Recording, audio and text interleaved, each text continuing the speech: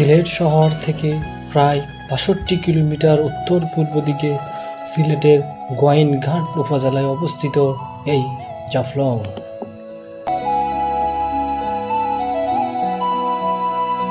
এই জাফলং অঞ্চলটি প্রকৃতির কন্যা হিসেবে পরিচিত। আমি এখন জাফলংয়ের জিরো পয়েন্টে দাঁড়িয়ে কথা বলতেছি। আমার পিছনে যে দৃশ্যটি দেখতে পাচ্ছেন, এটা ভারতের মেঘালয় রাজ্য। আপনি এই জাফলংয়ের জিরো পয়েন্টে দাঁড়িয়ে এই সৌন্দর্য উপভোগ করতে পারবেন।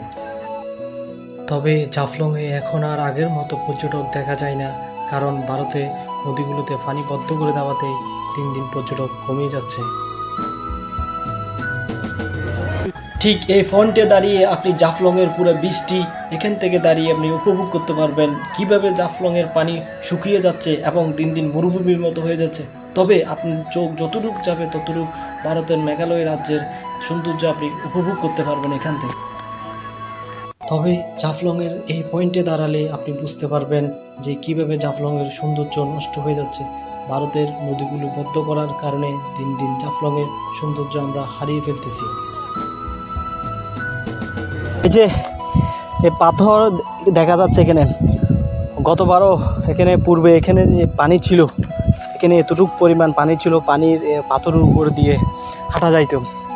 ভারতে পানি বদ্ধ করে দেওয়াতে এই যে আপনারা যে বৃষ্টি দেখতেছেন, এগুলো একদম এখন বর্তমানে এগুলো শুকিয়ে যাচ্ছে দিন দিন।